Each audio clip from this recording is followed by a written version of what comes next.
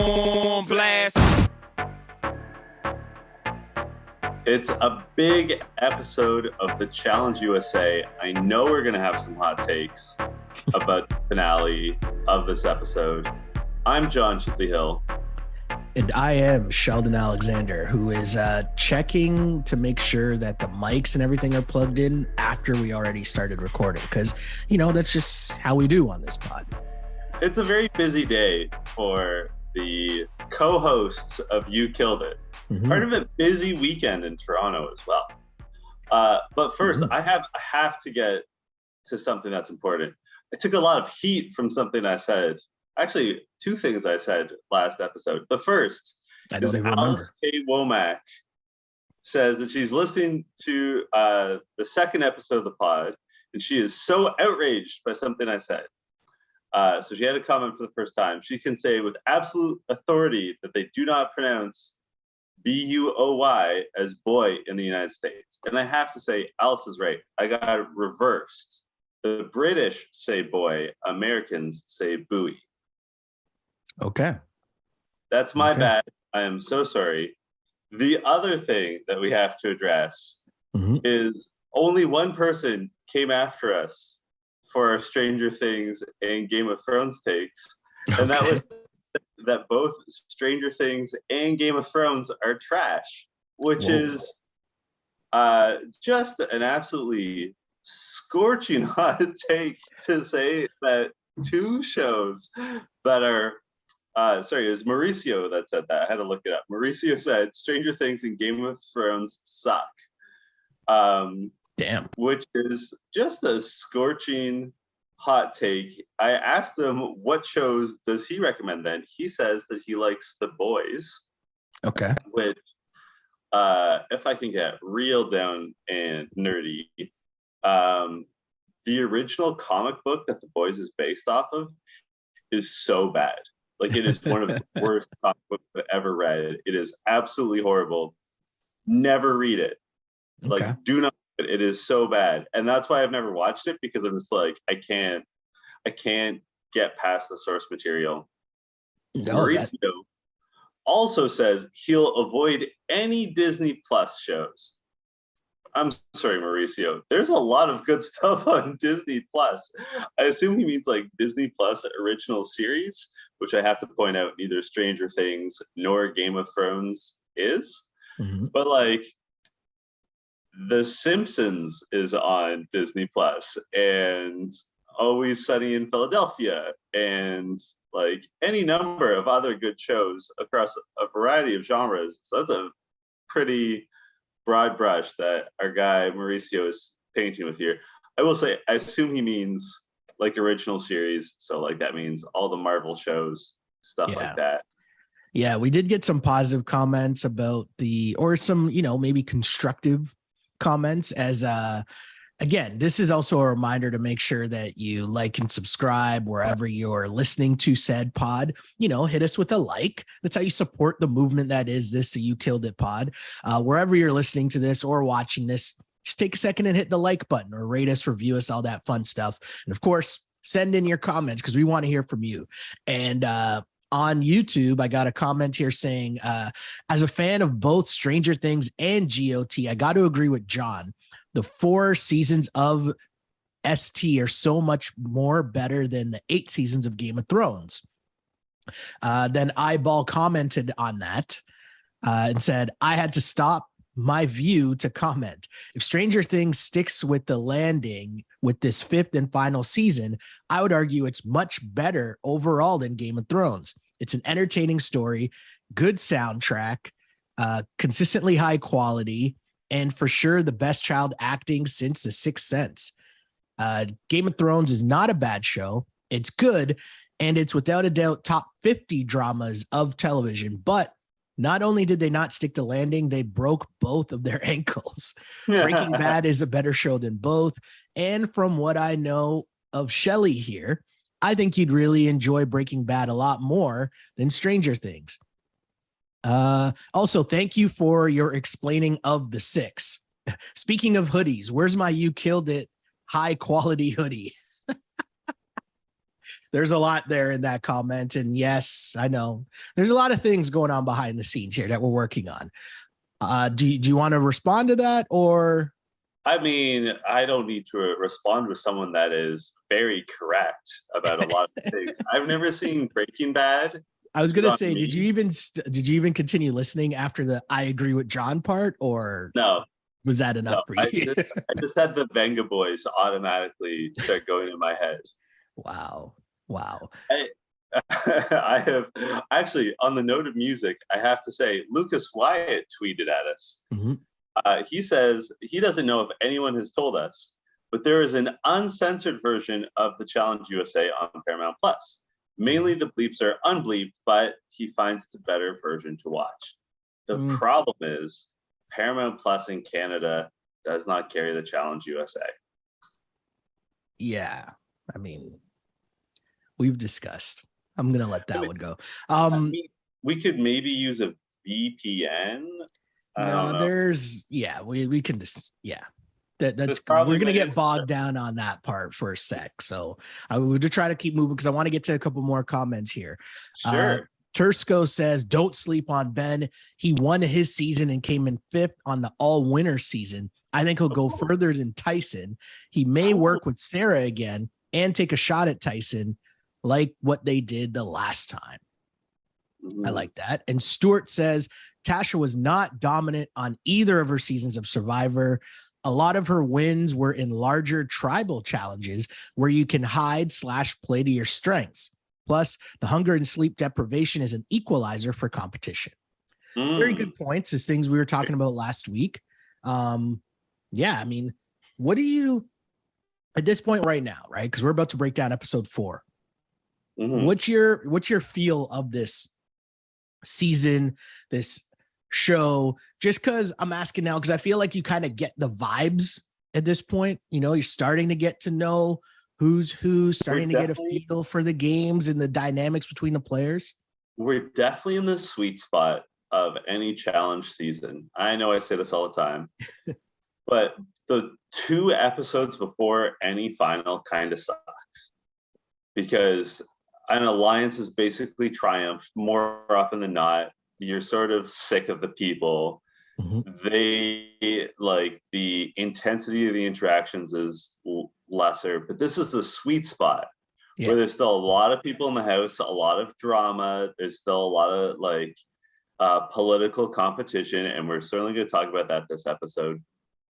And and you're totally right. We are getting a feel for the household, and I mean, I like to nerd out on the different political strategies that people take, but we are seeing people's strategies start to form, and some are good, some are bad, you know. Well, we'll definitely get to that in a sec, but I mean, I do have one last reader comment that I wanted to read out because it's honestly, it's a credit to you, Sheldon. Diane Ring says that she loved last week's You Killed It, specifically the deep dive into how TV works. For example, how watching 4 hours of Big Brother isn't insane. She also says she's so glad that we're back. But I got to give you all the credit for that, Sheldon. You're the one with the insight into television. I'm just winging it. I'm just tossing out debatable pop culture hot takes. No, I just consume too much TV. That's all. To consume too much content. That's all. I don't know about that. I do think, though, that yes, we are in the sweet spot of the Challenge USA and like of any challenge season, like around episode 3, episode 4 is where things start to pick up. We should get into it because I'm interested to talk about a lot of what's going on.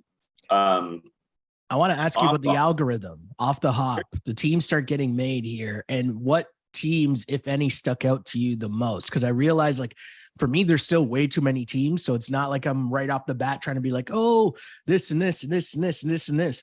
But I will say, for me, early on, I was like, oh, Kylan and Melissa. I wanted to see how this was going to play out because obviously they discussed the beef from Big Brother. But other than that, like, did anything really stand out to you? Yeah. Kayla being paired with Tyson, I thought, oh, nice. like Kayla's getting a week to relax because Amazing Race, in hindsight, largely because of James, as a group, I mean, there's a pair now, has just like kept catching strays. Yeah. So it was nice to see, not that she'd get a week off, but that, you know, she got to, you know, hang out a bit. I also was intrigued by Kyland and Alyssa. And something that I picked up on was that Alyssa says, yeah, like, sure, Kyland and I were on the same season of Big Brother, and like we were sort of in an alliance because like he was a part of the cookout and Alyssa was friends with Xavier, who, as it turns out, was the leader of the cookout, arguably the leader of the cookout. But Alyssa's like, yeah, but I didn't really like Kyland. And I was like, that's interesting. That is the second woman from Big Brother to say, I didn't really like Kyland. And I'm starting to wonder who likes Kyland.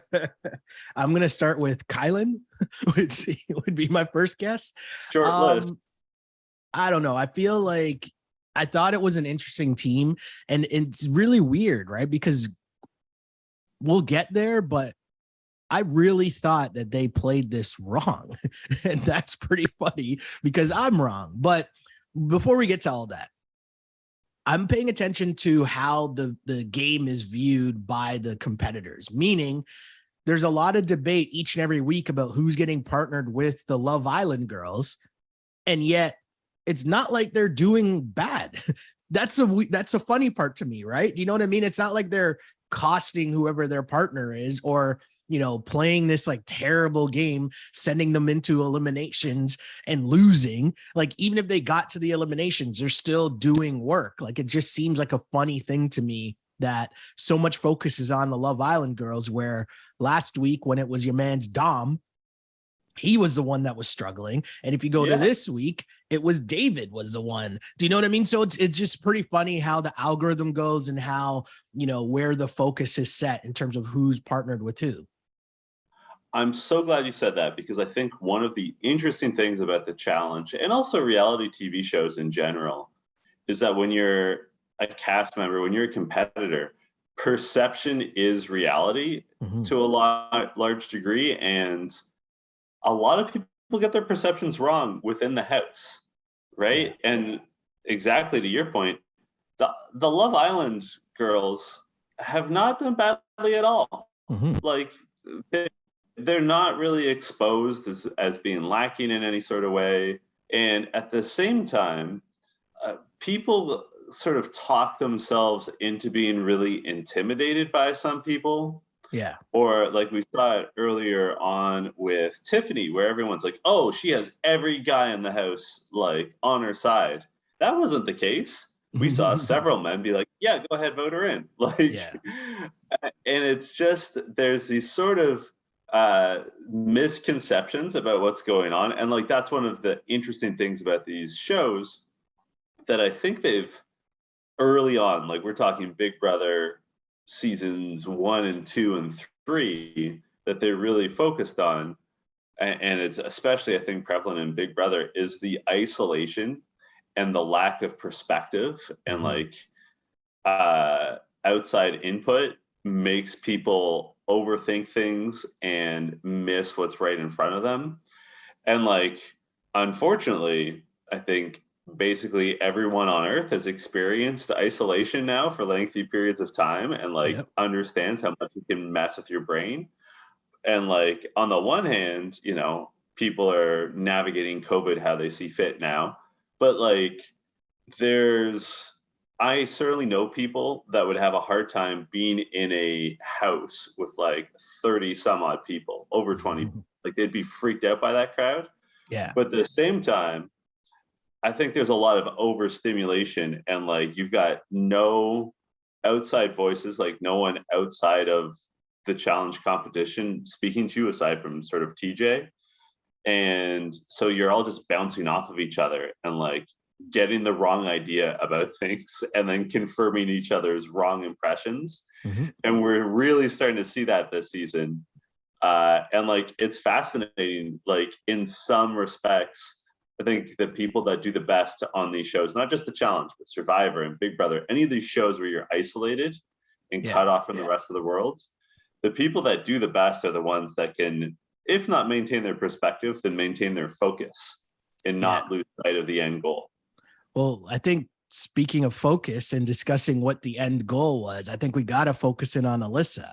And Alyssa early on saying that she wants to go at Shan and X. And, you know, you talked about focus and end goal. It's very interesting theme here because Alyssa's focus and end goal, I don't even know if it's to win. I think it's more so just to get revenge on X. And I thought leading up to this, and even Kylan says at one point during this episode that he thought Alyssa and Xavier were good, but it turns out that's not the case.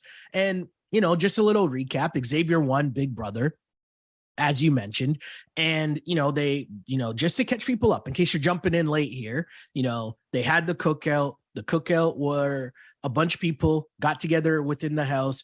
They had a secret alliance, but then they each had a partner on the outside that was unaware of the real alliance, but the other partner kind of was the pawn. So Derek and Alyssa are really who's good, and it's not X and Alyssa who are good.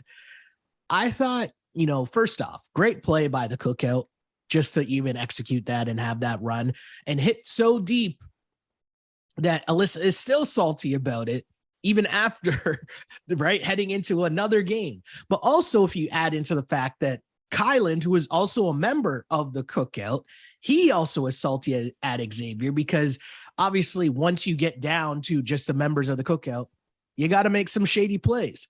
And that's what happens. The biggest problem here for Xavier, correct me if I'm wrong, is that he's partnered with Shan. And I think Shan was doing a lot of talking early that it made it kind of easy to now have the target. You know, it's like the worlds colliding, you know, it's like Kanye and Kim getting together, for lack of a better analogy, but this is just going to blow up, right? Like there's no way that this is going to work properly. There's just too much smoke, right? There's too much just surrounding both of them. And so once they became partnered, it's just a major target on their back. And the rest of the house is looking at them like, okay, if they don't win, we're going to try to throw them out. I want to say this to you, though, because I wrote this down at this point in my notes. I thought that they were doing too much, like Shan and Xavier doing too much. But also, I thought that Alyssa would be doing too much by trying to target them. But I don't know. I agree with both of those things. I was struck whereby, you know, it's sort of become the format of the show that it leads off with TJ going over his perfect algorithm, which actually I really like how each episode picks up like 30 seconds after the last one left off. And then after that, they're back in the house and you see the partners sort of talking about the partners we're going to focus on for the episode, talking about what they're bringing to the table. And I just felt the conversation between Shan and Xavier, to your point, they were doing too much. They were both like sort of performing for each other, like gassing each other up. Yep. And, you know, like it was funny, like Shan was talking to Xavier about like what she brings to the table and how great he is. And you can see just like because of how they're sitting, you could see his feet. And his feet were like wiggling and bouncing and shaking. And like, I don't know Xavier that well. I don't know if that's typical behavior, but like in my head, I was thinking, judging purely by his body language, he's not buying this. Oh. Right? Because like, if you are engaged with someone and like really focused on what they're saying, you're less likely to be twitchy and like bouncing and like moving around. Interesting. Okay. And the fact that he was sort of like stretched out on the couch and she was sitting cross-legged on, I guess, a table, which I don't love. I don't love people sitting on tables, but his feet were kind of out of her line of sight because he was stretched out. She was facing like his torso and his head. Yeah. So I was sort of like, this is like maybe an interesting tell. Like, put it this way. If you were playing poker with someone, Sheldon, and suddenly their leg starts bouncing a lot, like you're going to like, at the very least read that as something has happened. Yeah. Like, maybe not that they're excited, but they're anxious. Like, something is affecting them. No, And totally. he was bouncing his leg a lot. So that whole interaction, and like, I don't know, it's entirely possible that the producers put them all up to this, not just Shannon and Xavier, but put them all up to having like, all right, y'all have to do your like new pairs conversations, like Well, that's entirely possible. it's also just funny how like Xavier, like you're right, they're talking to each other, they're bringing each other up, and I just love how Xavier was like, but I'm past Big Brother, like everyone's still mad at me or whatever, but I'm past it. It's like, of course you're past it, you won. Right? Like, what are you expecting everyone else to just be like, congrats to him, we're still friends even though you lied to me.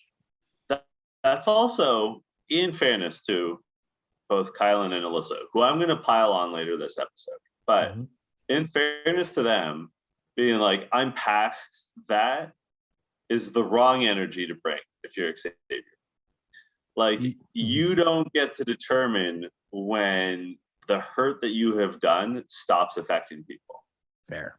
And like, hey, I get where he's coming from. Not only, of course, he's past it, to your point, he's rich, but but also, like, I do understand that his attitude is probably at least like, hey, we're on a TV show where you are encouraged to backstab people. In fact, it's arguably impossible to win Big Brother without backstabbing people. Agreed. So like, I can understand him having the attitude, justifying his behavior and justifying where he is at now emotionally by saying, well, it's sort of the name of the game, guys. Right? Like, I do appreciate where he's coming from, but from a strategic standpoint, that's not the energy to bring when you are back in a house that has voting with the people that you previously screwed. Like, the move is definitely like, come with individual apologies, and like, also understand that these people aren't going to trust you for a while, and that to rebuild trust is going to be a months, if not years long journey. Like,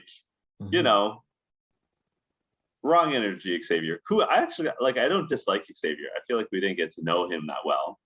No, but I don't dislike him. I'm neutral on him. How about that?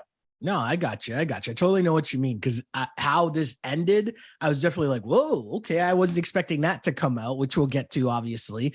But you mentioned the name of the game. The name of this game was called Fallen Off the Knowledge, which TJ didn't even really like the name of that.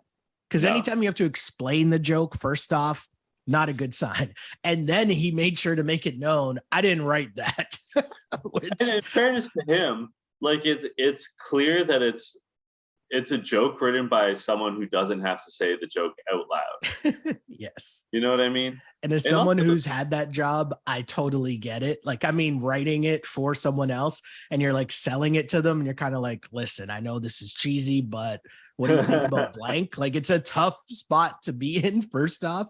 But I would also say towards the end of the old show I used to work on, I would just be like, if you think it sucks, just say it. Like, that's still content. Do you know what I mean? Like, that's still part of the bit, making the producer, right, or whoever you're throwing under the bus, the punchline, right? And it's fun. Like, we're all in it together. You know what I mean?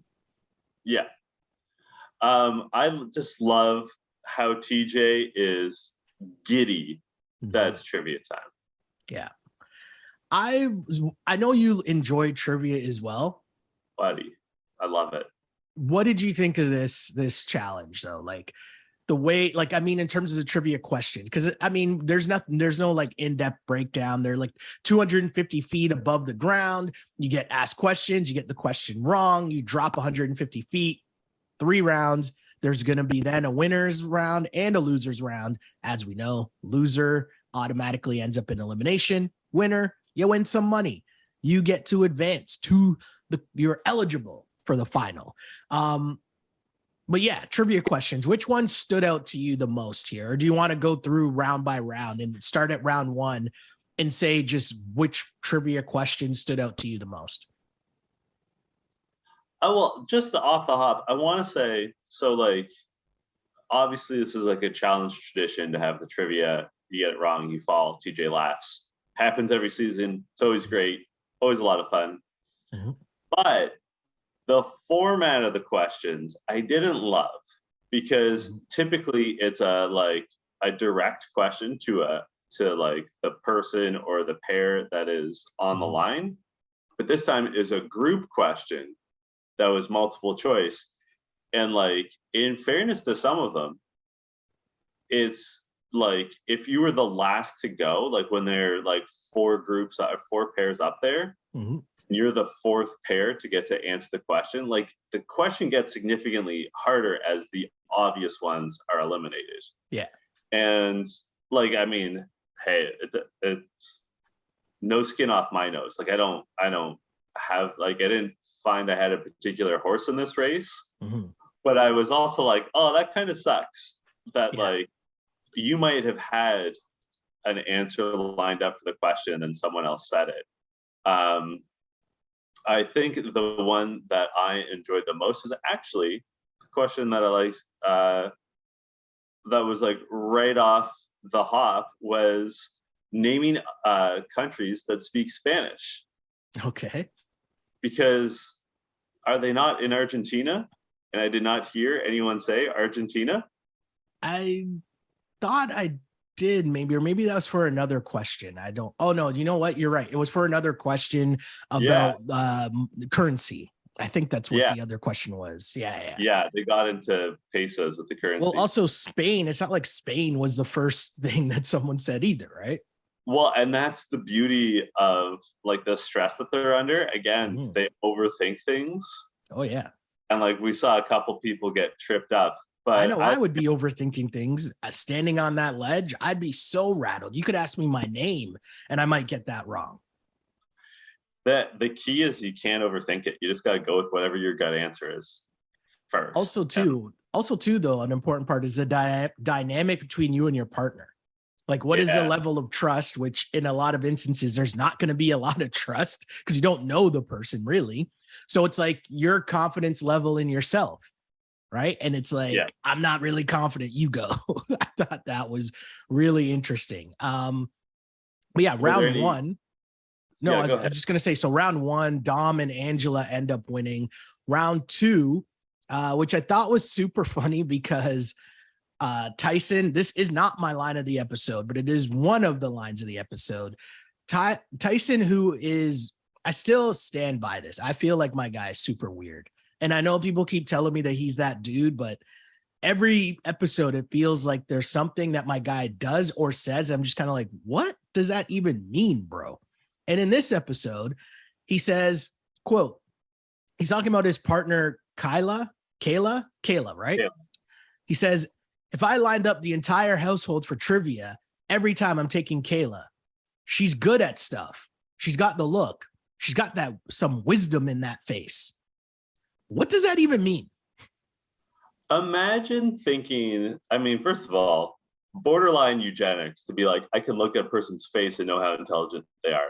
Like, not a great stance to take. Second of all, are you not speaking to people in the household, Tyson? Like, are you not like having conversations with people about their favorite movies or TV shows? Like, you can get a sense of someone's general knowledge base. Like, at this point, they're like, have been in the house for 2 weeks. Is he just going on hold on. You're going way too deep into something that is just an irrational comment, period. She's good at stuff. She's got the look. She's got some wisdom in that face. What? We're talking about trivia, bro. Where the first question was about like, name the actresses to play Catwoman. Like, what are you talking about? It's just so strange, man. We have to talk about the Catwoman scene. Yeah. Because there's so much to unpack here. Yeah. First of all, your man's Leo. Leo and his thing with cats. I mean, we skipped over it, but I'm gonna just backtrack. When they got paired up together, Desi says of her new partner Leo, which is my borderline line of the episode. It's not the line of the episode, but it's close. She goes, we haven't seen Leo excel anywhere. And in every conversation, he compares himself to a cat. Let's hope he lands on his feet. Which, by the way, just off the hop, just a great clip. But also, shout out to Desi making a better cat-related pun than Leo has made about cats all season. Second of all, Leo, please get a personality. Like, cats can't be your only thing, especially when your name is Leo. Like, that's such a rough look. And I love that he like flipped out when the question was announced, like, name an actress that has played the role of Catwoman. And he's like, starts freaking out and excited because it's talking about cats. And TJ shoots him a look of pure disgust. Like, if TJ could have slapped the button and sent them falling, he would have. Yeah. Yeah, it was so strange. And even on that question, just to continue this whole thing here. So Derek and Sarah lose. Yeah. I think they guessed like Scarlett Johansson. Derek had no idea. And then Sarah says that she thought Derek was really smart, but he isn't that smart. And my question to you is someone not smart because they're not familiar with actresses who have played Catwoman?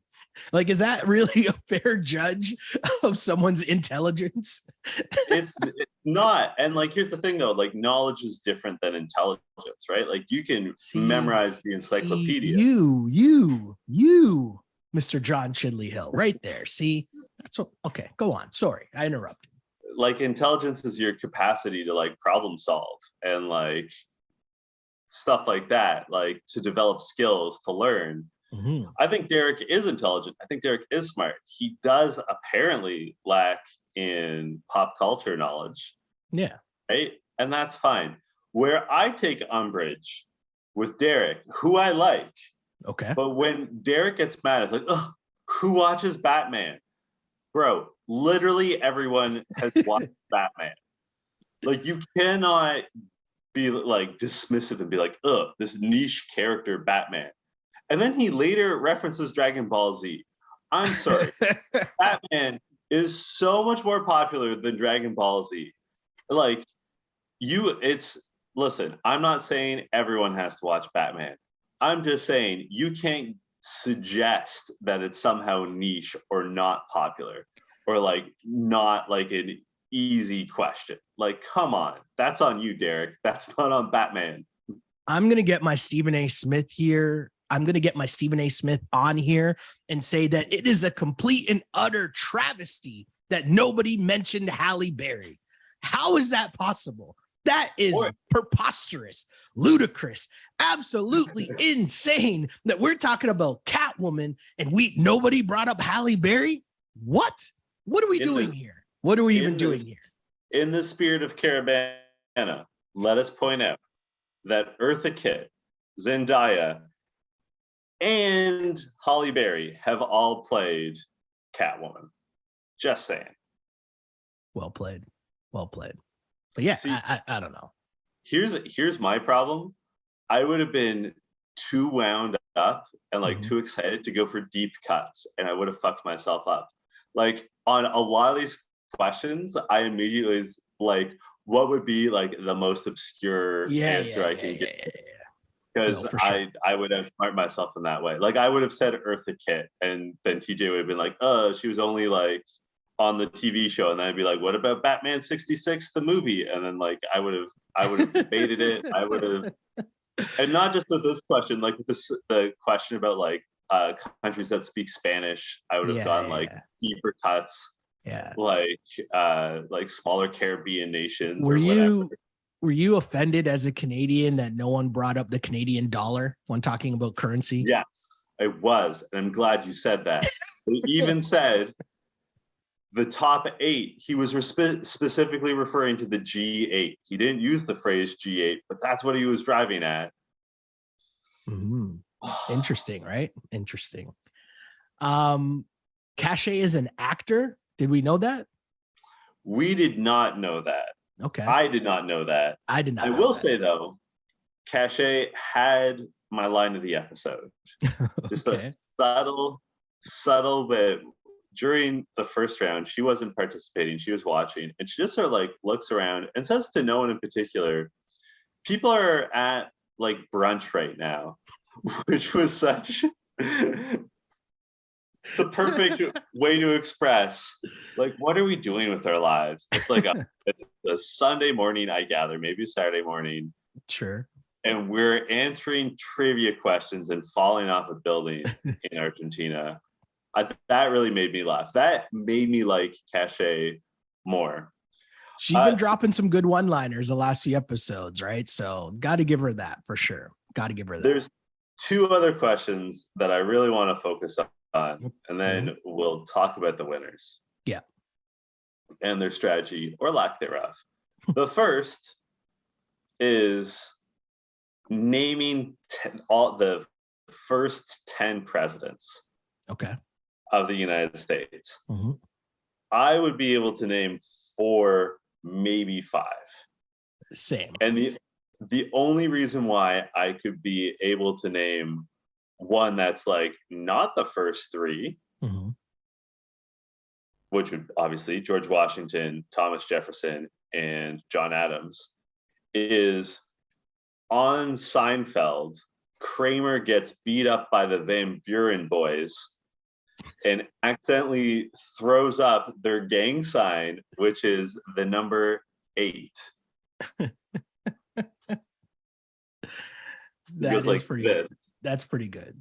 That's the only way I would have been able to come up with Martin Van Buren. I think John Quincy Adams was also in the 10. I'd have to look that up. I feel like up. but here's the thing. That is definitely one where I'm scrambling. Right? Like I'm super nervous. I'm like, that one would definitely be tough. The one that wasn't really tough, or I thought was kind of strange, was it Cache? Yeah, Cash losing on the top 10 sports, like most popular sports around the world, and like boxing. I was kind of like, okay, that's kind of a stretch. Thought that was weird, but again, that one went pretty long, so it was, you're kind of reaching at that point, so I get it. But let's be honest here, we are Canadians, so naming. I knew we were going to talk about this question. we have to, right? Name an NHL team to win the Stanley Cup, like super easy. I get that Americans don't care about hockey, totally do. But basically, if you just started naming NHL teams that at least that should be a start. Do you know what I mean? Like, you should be able to just name NHL teams just by wherever you might be, situated in the United States of America, right? Just through osmosis, you should be able to name NHL teams, but very quickly. I mean, Sarah got the Chicago Blackhawks right away. And then Danny says Pittsburgh, the Pittsburgh team. And he has no idea. And TJ follows up and he's just like, okay, well, what's the team name? And he's like, Pirates are baseball, right? And they think they're done. And normally I would think, because I'm always looking for the conspiracy theory. So normally I would think, oh, he's faking it. But he genuinely had no idea and just randomly throws out penguins. I don't know. And the way that they cut it was perfect. As Kayla turns, he's like, did he actually say penguins? Like, he got it right. I thought that scene was hilarious. Even as disgusted as I was that these guys couldn't even just name NHL teams. Yeah. Here's a significant thing that maybe I don't want to lump all our American listeners in together. But this is a significant thing. And I looked it up while you were talking, and I appreciate you buying the time. So there's 32 teams in the NHL, right? Correct. More than 20 of them have won the Stanley Cup at least once. Mm-hmm. So you just, honestly, like, you have a 66% chance of getting it right. Like, right now, if you're a listener, listening to this right now, just think of an NHL team. Odds are they've won it. Yeah. And like, any way you break it down, like if you're like the original 6, all 6 teams in the original 6 have won it. If you're looking at Canadian teams, the only Canadian teams that have not won the Stanley Cup are the Winnipeg Jets and the Vancouver Canucks. Like Kylan, it wasn't Kylan. Who screwed up here? One of them screwed up and said Vegas. Oh, it was David. David says Vegas. The mistake is that the Vegas Golden Knights are just too new, right? Yeah. Like the Seattle Kraken and the Vegas Golden Knights are too new. But like, it's pretty, again, maybe we're Canadian and like too biased and like well too aware of the comings and goings of the NHL. But like, whew, to me, I thought that was super easy. But I just thought, just quite simply, wherever you're from, right, in the United States of America, there's got to be an NHL team close to you. I'm not saying that you know the team or know anything about the team, but you know the team exists, right? Like, shoot that shot. That's what I'm saying. I thought it was weird, though, that David said Las Vegas, didn't say Golden Knights, and then TJ says, well, they get there all the time, which I didn't really know what that meant. Yeah, I mean, strong use of all the time because they had one Stanley Cup final appearance. They're only 4 years old. But yes, like all the time strong, but also TJ is based in Vegas, isn't he? Like, isn't that his? Oh, possibly. Yeah. So maybe. I believe he is a Golden Knights fan, or That's certainly fair. aware of that. That's fair. Now we gotta talk about the meat of the episode here. Yes. Well, did you mention who won? Kylan and Alyssa won. Kylan and Alyssa. They win. Kylan and Alyssa win. And this, you know what? This is a perfect segue, Sheldon. Mm-hmm. We were just talking about the difference between being smart and having knowledge. Okay. They won because they had knowledge. They had trivial facts memorized. Okay. They're not smart because they decided to go after Xavier. Mm-hmm. Which I think, and I want to hear what you think about this, I think is maybe not the dumbest possible move, but a top 3 dumb move for them to do. Way too soon. Way too soon. You need to be like, he's not thinking of getting rid of you yet. And the other part is that, the only numbers that are pretty much for sure at this point are like the games that you came in with. So if you're Big Brother, if you're Survivor, like you got to hold on to that. And they've already gotten rid of, what was Homegirl's name? Who Cinco was carrying? Tiffany. Yes, sorry. They already got rid of Tiffany. So you're already been eliminating your Big Brother numbers, giving more power to Survivor. X might be thinking that at some point you guys are going to shoot your shot, but he's not thinking it's going to come this early. Mm-hmm. Tiffany was obviously doing the most. And so I kind of understood taking that shot, but X, I don't think was like, if he won, he wasn't going to then turn around and try to throw in Kylan or throw in Alyssa. So it wasn't a threat to you. Plus, you're just handing over more power to Tyson and Angela, who have been running the house so far. I thought it was super interesting, that conversation that Xavier, Kylan, and Alyssa were having, because they were kind of tiptoeing around each other for a bit, but then blatantly just tell X that they don't trust him because he backstabbed everyone during Big Brother.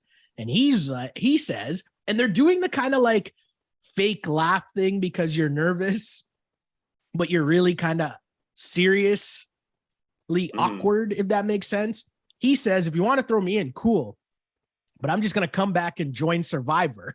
And he also says it's too soon. And I get it. I do think that it was too soon. It was way too soon. And I have to point this out. Tyson is with Kayla, who's Amazing Race. Mm-hmm. So if you throw in Tyson and Kayla, you are pissing off no one. Yeah. From the Amazing Race camp, because it's just her and Leo. So who cares? Mm-hmm. So you're not like getting Love Island involved, right? Like the Survivor people will be mad, but they're coming for you anyway. So they can't be that mad. Exactly. So you cut off the head of the snake. You go for Tyson and Kayla, especially because you could argue they didn't really smash it. They didn't really kill it on this. So you can even you have two justifications. You could be like, you guys weren't that great at trivia, and also you guys weren't that like one of you is Amazing Race and therefore of no use to us, and the other one of you is clearly the leader and top threat of Survivor. That's and they even have a conversation with Tyson, and like Tyson in confessionals, like when he realizes they're going for Xavier, is like, oh, if you want to do my job for me, go. Like they're missing the point. I mean, obviously they're not privy to what Tyson's saying in confessional, but man, like what an absolute blunder for no reason. It should be a red flag. And I know, again, we're saying this in hindsight, but it should be a red flag, Tyson's reaction when you bring it up to him. Just like you should have been sniffing around to see what he was going to say. And then same thing for Angela. And, you know, you have to acknowledge that what good does it do you going forward in the house, right? If the team that you're trying to join is not on your side, but you are now showing them how quickly you just turned on people who are supposed to be on your side. Why would you think that Tyson and Angela are going to trust you long term? Yeah. Like, what it just... I don't want to say the dumbest thing we've ever seen in challenge history, but this is real dumb. I also think too, we need to clarify, right? Because there's going to be people that are like, wait, but they won, but it worked. And it's like, yeah, cool. But you're playing the result, which I get. Cool results. You play to win the game and you won the game right now. But going forward, you're going to probably need those numbers, but who knows? We'll see. The other thing I thought that was interesting though, was as we worked towards like when they walk into the elimination, right? Mm-hmm. And you see that it's a puzzle. Oh, sorry. No, there's one thing I want to ask you before, because I didn't really understand this. When they sit down with Justine and ask them who they want to go against, Justine says she doesn't want to go against Cinco and Shannon. That's obviously because that's their own numbers, right? So that's a smart move for them. Yeah. I'm just pointing this out as another example of how I think we're looking, not, I'm saying the collective we, the viewpoint of the women of Love Island. Because she went in there and she said, oh, I would rather go against whoever else. I don't want to go against Cinco. Really, she doesn't want to go against Shannon, right? Like that's her crew, that's her squad. And you could say whatever you want, but you can only trust the numbers that you're there with. So I just wanted to point that out because I know there's a lot of slander going on about the Love Island women. And I think that, you know, they, when it's time to like step up and be forceful and say what you want or try to make a move within the game. Like think about Cash last week. We were talking about that. She kind of held it together with her and Dom. I think Justine was doing the work here for her and David in this episode as well. So I just thought that was very interesting. On top of going back to what I was going to say, sorry, my apologies. When you walk into the elimination and you see what it is, and you see that it's a puzzle, Derek right away is trying to tell Alyssa to not do it because X is great at puzzles. He says, don't do it, don't do it. She's kind of confused. I'm sticking from the viewpoint that I wouldn't have taken my shot at that point. But my overall issue here, and I want to know if you agree, the puzzles that are in the challenge, it's not the same thing as the puzzles that are on Big Brother. What I mean by that is there's a difference between having to put together that puzzle and having to like run over, you know, a hurdle and then like run through water and then put together the puzzle, then punching a pane of glass. What I mean by that is your brain, like you doing the action, like your adrenaline is so much more if you're punching through a pane of glass and making sure you're not climbing over a glass. Like it's just more intense. It's more of a shock to your system that you then have to like calm down from to relax and put together the puzzle. Does that make sense? You know, like it's just not the same. It's different parts of your brain. Boom. And I also think like, okay, Xavier is good at puzzles. Like, let's take Derek at his word. I don't know. But, and we speak about this often on You Killed It, but the game isn't just a puzzle.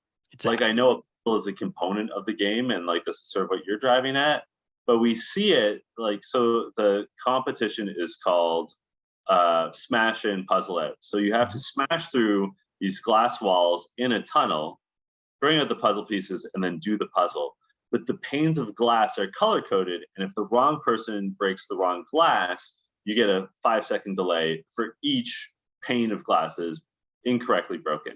And which they didn't really get to this, they didn't really explain this, but one of the challenges of this challenge is that they have so many the glass is so close together that the first person that punches might accidentally break the second one. Like that's so like it's supposed to be about control and like precision. And to this point about Derek being like, oh, Xavier's really good at puzzles. The real puzzle is how to navigate the 5-second challenge. Exactly. There's always like an extra hidden wrinkle in any challenge competition. And these Big Brother people are still thinking in Big Brother terms.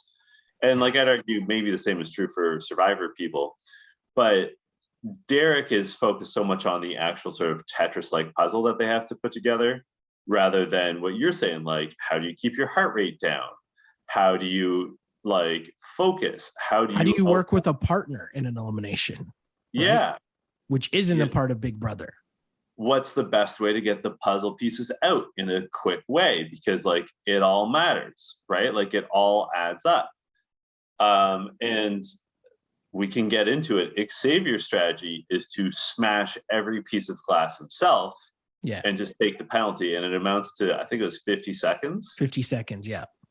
And then David and Justine are more careful. They do break a few of the wrong panes, but it's because of what I suggested, where they punch through one glass and then hit the other one and it breaks. So like it's more of an accident. So they only get penalized 10 seconds. Yeah. As you watch this, who did you think was going to win? Like, did you think Xavier's strategy would pay off? I thought it would pay off because I thought that ultimately it would still come down to the puzzle at the end.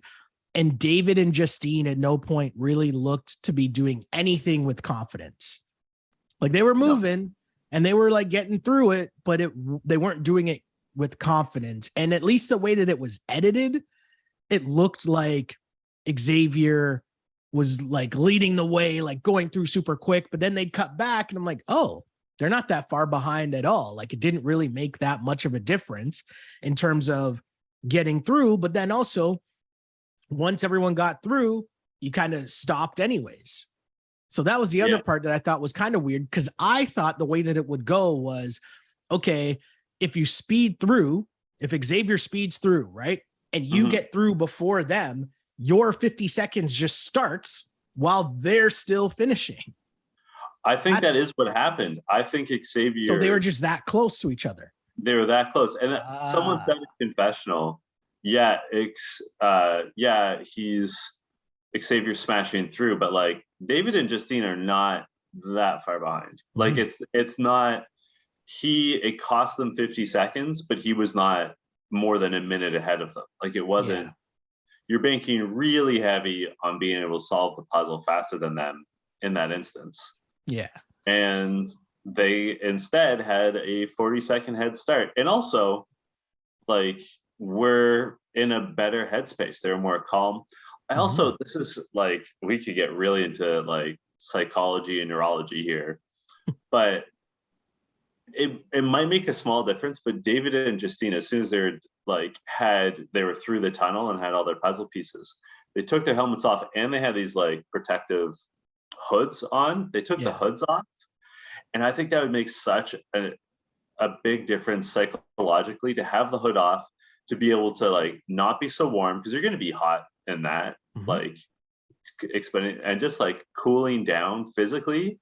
Yeah. And it would also be a small signal to your brain. The hood is off. We're no longer doing that glass punching thing. We are now solving it. Like it'd just be like maybe a millisecond of difference, but like, yeah. And also just calming yourself down, relaxing, like Yeah. your core temperature coming down, like all of these things that are just going to relax you, even just the slightest, because we're talking about difference in seconds. And yeah, it was a 40-second head start, but do we think that, you know, if you made it even, how much closer would it have been? Do you know what I mean? Like, how close were Xavier to finishing the puzzle? Do you know what I mean? Like, how close were they? Because it came right down to the wire. And even as they were putting it together, I still didn't think that David and Justine were going to win. And it looked like the people watching it live didn't think that they were going to win either. It was not a blowout. It was not a blowout by any stretch. I will say there's two other things, and like maybe this comes down to editing. I don't know. But there's two things that I think I would have done differently, especially if I was Xavier and Shan.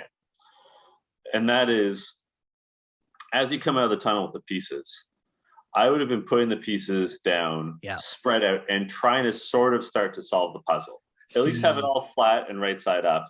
Yeah. And then when you have to stand there, because you know you're taking a penalty, like Xavier's strategy, they know that they're going to be penalized. Mm-hmm. That way, like I said, take off your helmet, take off your hood, and then you can stand and for 50 seconds analyze the pieces. So maybe when your penalty stops, you just have to basically move the pieces into position rather than solve. You know? And that to me also comes back to an old school challenge, like Johnny Bananas, Wes, always trying to figure out a little trick or a little slightest advantage, whatever it is, to just kind of cheat the game they're going to try to do.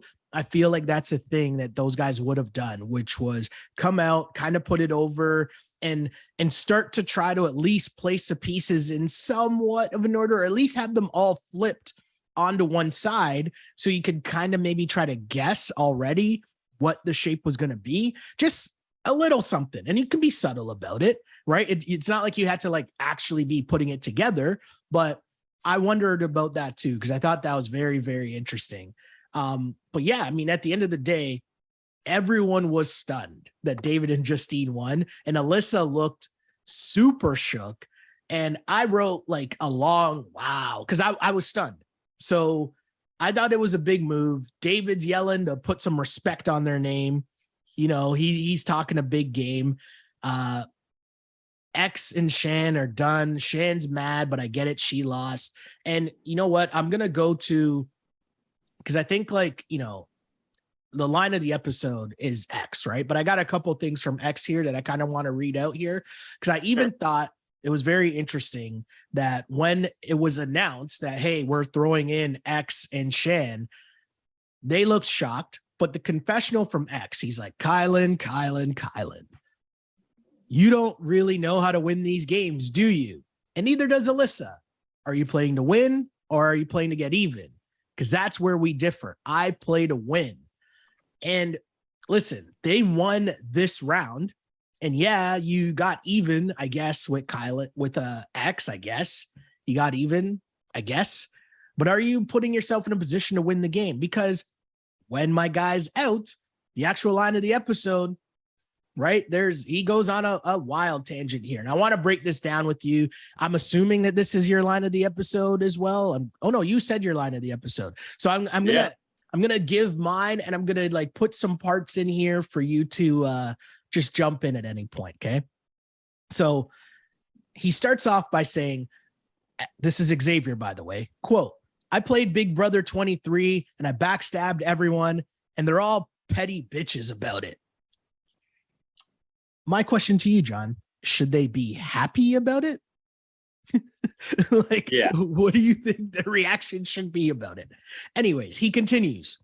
That's why Tyson and the rest of the Survivor crew are going to take y'all out, because you don't have any backup.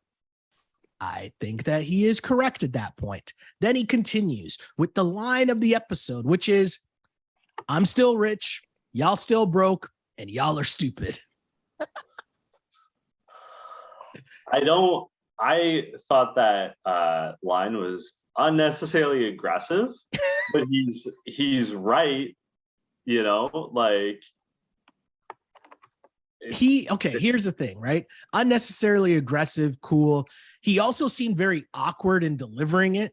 So I almost wonder like if he took a couple takes or something, because that didn't really, it seemed kind of out of character. And I don't know enough about him, never watched the episode that season of Big Brother. So I don't know. But I mean, he did seem kind of very braggadocious about it, which doesn't really seem like him. And was it Desi that was talking about their group chat?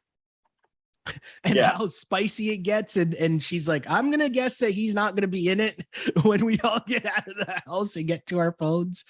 I mean, I thought that was pretty funny, but the actual nature of what he's talking about is you guys are petty. I get that you guys are still mad about what happened in Big Brother, but like, you didn't need to do this move right now. And again, he's going home still rich, and they still got a ways to go to not be broke. And I don't know if they're stupid. I mean, a stupid move for sure.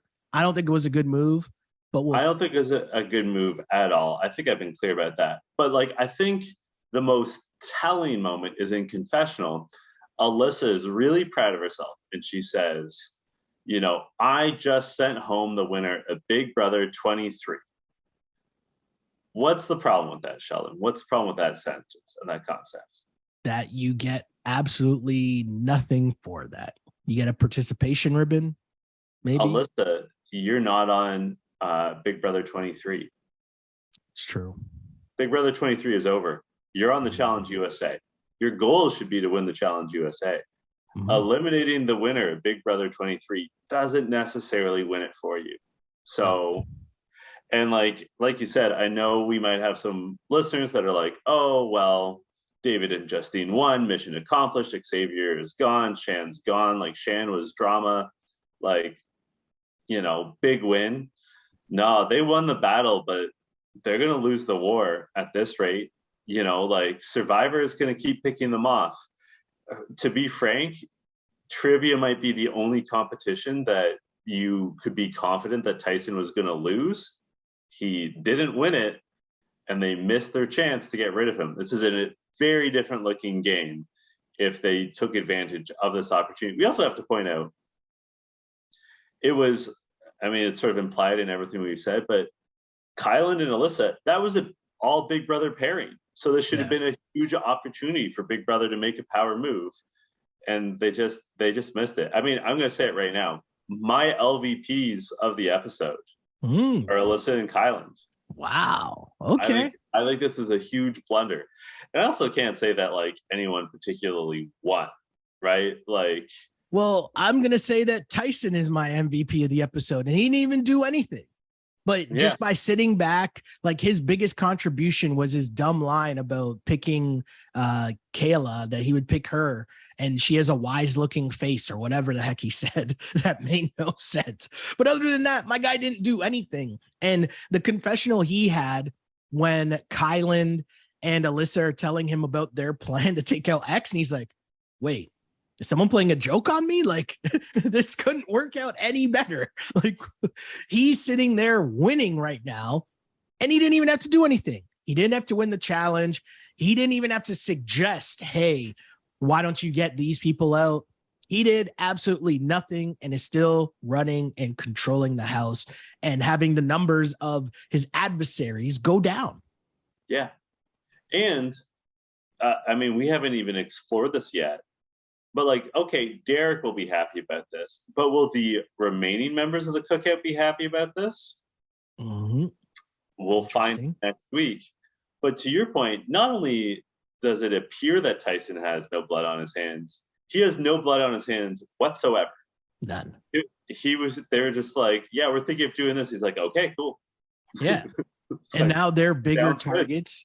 They're bigger targets. I think it was Angela that was saying this, right? They're bigger targets in the house than they are, than Angela and Tyson are. So I don't know. Kylan doing too much, man. Doing too much. I mean, we were told that Kylan will do too much, and here he is. True. See, this is why we take the comments and questions from the peoples, right? I am sorry that I can't remember which listener said that, because it was weeks ago. But my mentions are, as always, a dumpster fire. Not because of You Killed It listeners, but because of my job. So yes. Yes, but that's why we read the comments, because, you know, you guys give us great insights. We're the clowns in front of the mics that recorded and all that fun stuff. But this conversation is about everybody joining in and sharing their comments and sharing information about what's going on the show, because there's so many moving pieces, so many moving plot lines. And yeah, I mean, I'm enjoying it. They definitely upped the gameplay here by making this move. While I don't think it was a smart move, it was an entertaining move. It was certainly a move. Speaking of social media comments, where can the good people find you on social media? You can find me on Twitter at Shell Alexander and on Instagram at Sheldon Alexander. And don't forget to like and subscribe. Again, wherever you get the podcast, just rate us, review us, bless us with a like, hit us with a comment, whatever it is. A simple like is how you support the movement that is a podcast, by the way. So we appreciate that. YouTube page for sure. We're there. You Killed It podcast, On Blast Network, all that fun stuff. Hit us up. And you can find me on Twitter and Instagram, Jay Chidley Hill. Hasn't changed. Still just a trash social media brand. That's how I do. I was at a party on Sunday and I was telling someone that the goal of my social media is to make people think that I'm dumb. Mixed results. It's just that. Oh. And happy Caravana to those observing. And if you live in Toronto, also happy Simcoe Day. And until next week, this was You Killed It. You Killed It. On blast.